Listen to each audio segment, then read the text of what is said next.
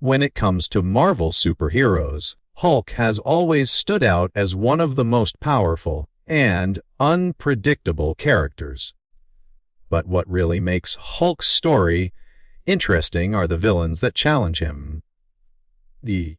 Even though the Hulk has not received as many solo movies in the MCU compared to Iron Man, Thor, or Captain America, the enemies he has faced across films and Disney shows have left a big impact on fans. Hulk villains are not just about brute force. Many of them bring out different sides of Bruce Banner's struggle, from his anger and inner conflict to the world's fear of his powers. The Marvel Cinematic Universe has slowly been building up Hulk's rogues gallery over time.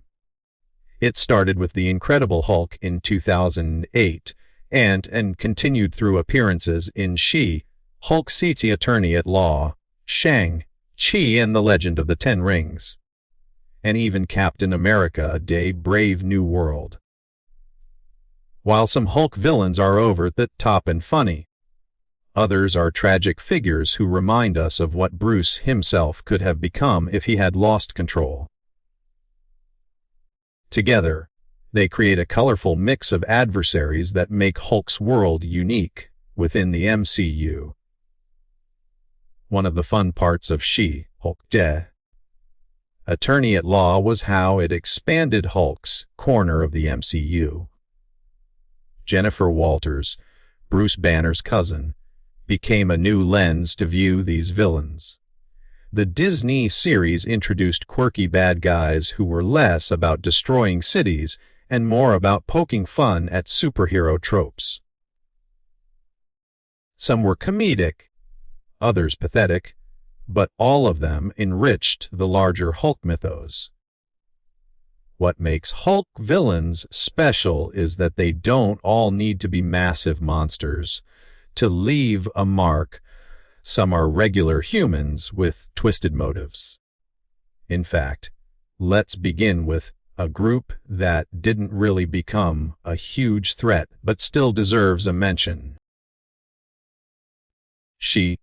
Hulk introduced us to a bunch of obscure Marvel characters in Episode 7 at Ed Emil Blonsky's Wellness Retreat. This gathering of oddball villains included Man-Bull, a half-man half-bull character, Elf of Gila who had electric powers, Saracen who thought he might be a vampire, and Porcupine who fought in a spiky suit of armor.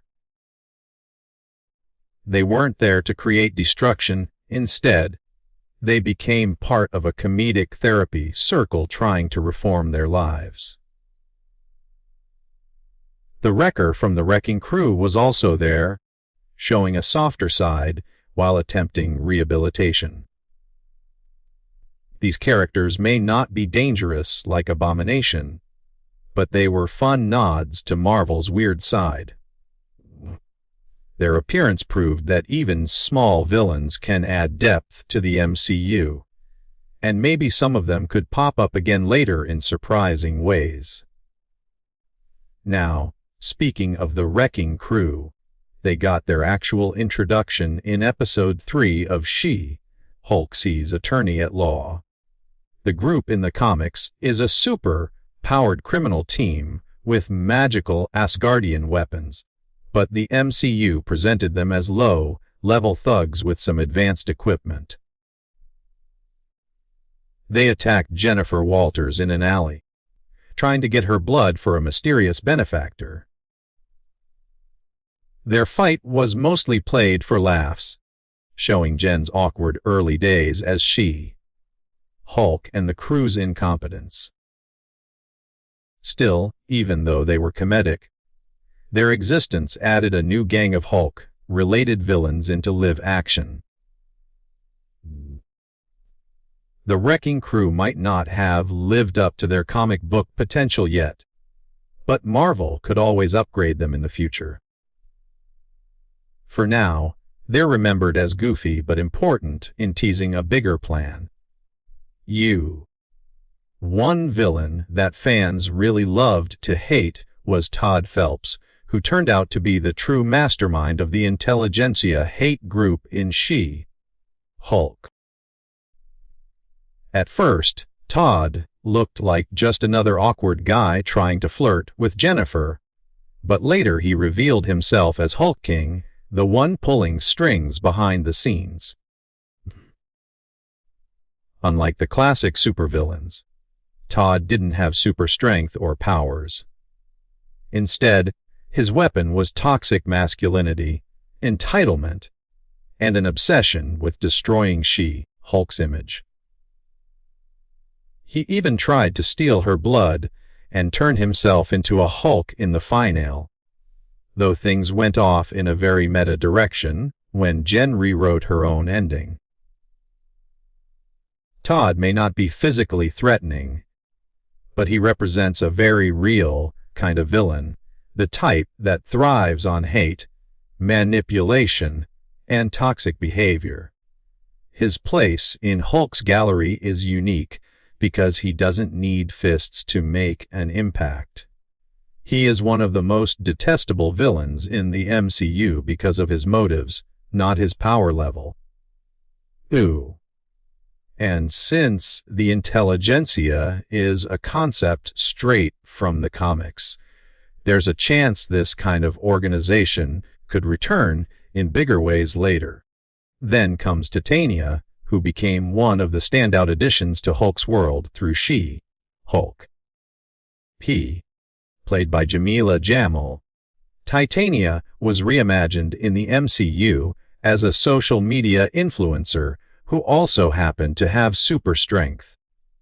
She wasn't out to destroy the planet, she was more obsessed with her own fame and clashing with Jennifer Walters over petty issues.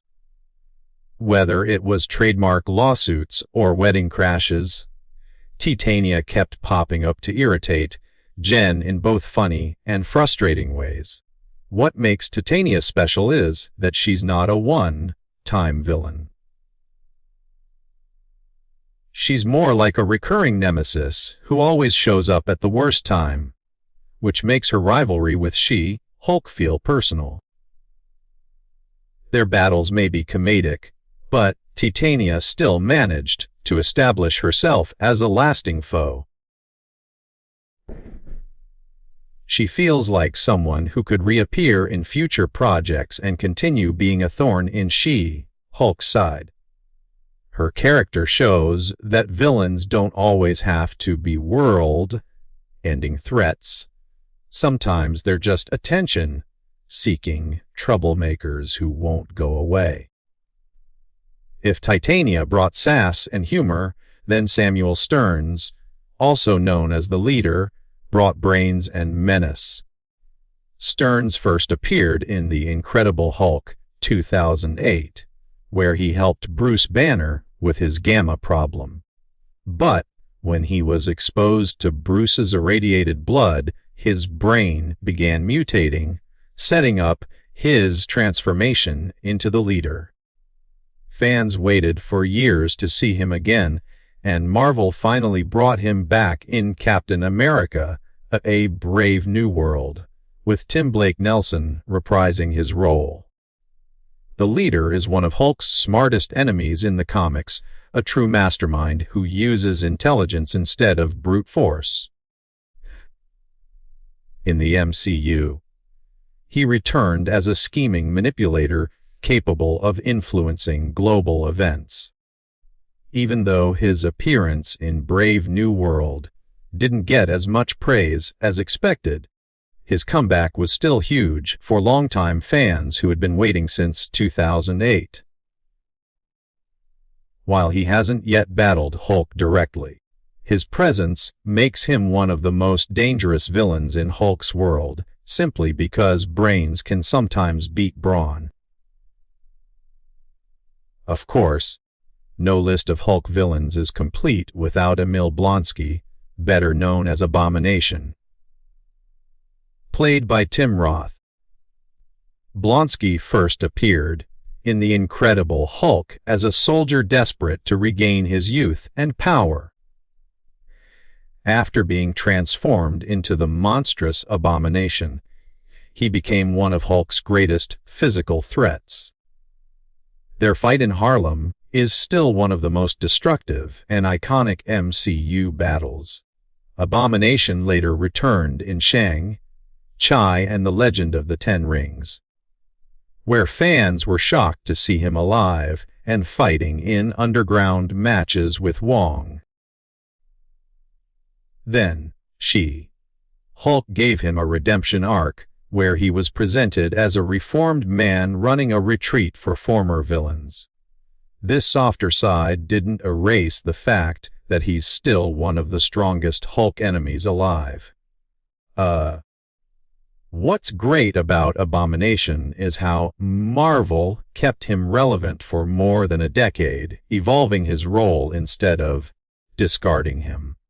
Whether he remains reformed or reverts to his monstrous ways, Abomination will always be one of the Hulk's defining foes. Finally, we have General Thaddeus Thunderbolt Ross, probably Hulk's most persistent enemy.